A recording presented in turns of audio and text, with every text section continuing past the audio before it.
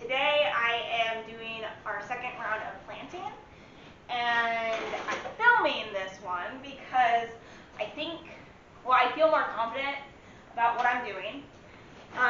So, some of this mess you can see, we have perlite, peat moss, and manure, and we've been making our own potting mix so that we can make soil blocks. So this is a 2-inch cube soil block maker. You pack this full of potting soil that is a little bit stickier than a normal potting soil. This one actually, I think the manure would be the sticky one. I think the original person who came up with this idea, they use some sort of clay. I didn't want to do that. So this is not the smallest size, but is the smaller size. I just thought that this would be a good starter option. And we'll eventually be able to get the bigger one to pot up. We'll probably get the smaller one so that we can start even more seeds in the same space. But yeah, it's super easy to do. It does take time to mix the potting soil, especially when you're doing it in small batches because you don't have a big enough tub to really mix it like I have. So I'll show you what I'm doing. So this is just a giant tub that was used to grow things last year. Container gardening. You can use pretty much anything. So this is what I've been using to mix the actual soil block mix in. And then in here is the potting mix. So what we're going to do is grab a trowel, and then we're going to put some of the potting mix into our mixing area. So the potting mix is dry right now, and if you've ever worked with peat moss, you know that it takes some persuasion to get it to hold water and not run off.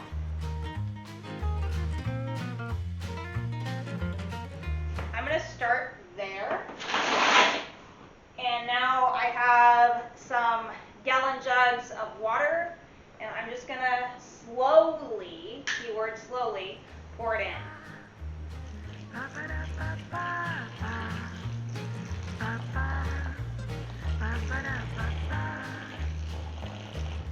Okay, so I poured in a little bit, and I'm going to take my hands and mix it around.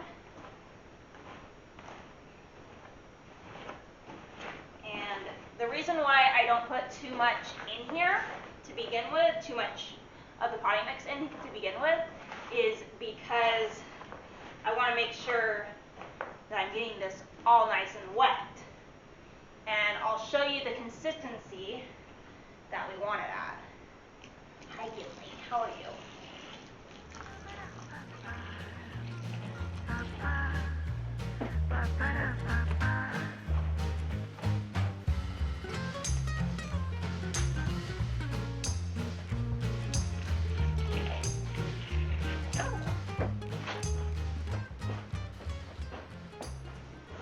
You could use a trowel to do this. I'm doing it in small batches, and I want to make sure I'm still kind of new at this. So I use my hands.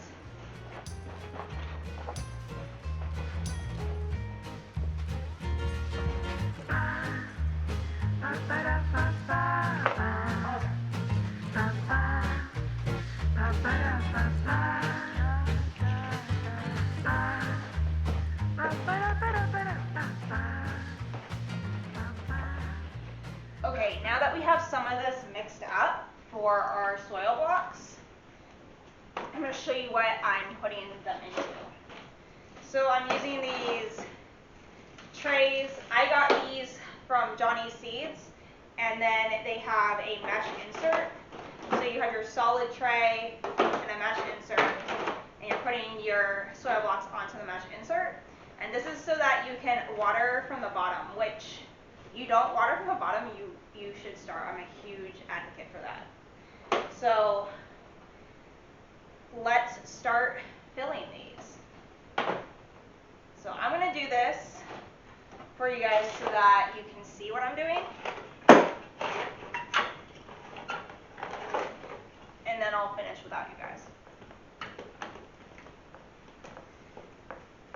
So I'm probably more manual on this than I actually need to be, but I just want to make sure that I don't have to redo it.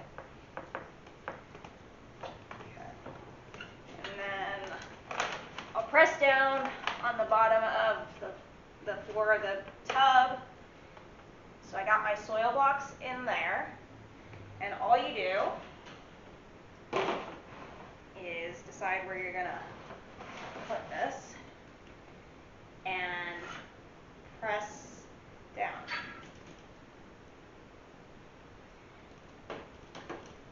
And here are your first soil blocks. You can even see there's a little divot in there so that you can put your seed in. There's some dry potting soil there too. So I'm just gonna finish filling this up and I'll come back to you guys when I'm done. All right guys, we are back. I have all of my trays done. So I have 4 trays of soil blocks. There's 40 in each tray. I've got my seeds laid out that I'm going to be planted. I'm just going to do 8 cells of each and kind of be done with that. And I think that's what I'm doing anyway. I might be doing more. I'm not 100%. I have my masking tape and fine point Sharpie to do my labels. And so I am going to get planting. This is my second planting of the year. I've really enjoyed the soil block so far because, one, you're not using, like, you don't have to go buy new pots every year because inevitably, I can't say the word. I always break those pots that you buy at the store, like always. They are like 1, maybe 2 years of use, plus you have to store them. The trays I can stack inside each other. They take up less space overall than buying trays and pots because I bottom water, I need trays. So yeah, I think these are a great option, and I will be back at the end of the starting seed season to tell you how it went. So let's get planting. Hey guys, I am inside the house. This is my mini greenhouse, and I just put the 4 trays that I did in here, and Gimli wants to play. And we have... That was rude. Sit. Good sit. Good job. Stay. That'll do. Okay. So back to what I was saying. So I have 3 levels of plants. They're mostly peppers, tomatoes, and some herbs, and actually there are some flowers in here. But most of it is peppers and tomatoes. They were planted 2 weeks ago, I think. And then this is my second planting. I did more flowers and more herbs, so that we kind of are staggering some things. I use these grow lights, and I can raise them up and lower them down.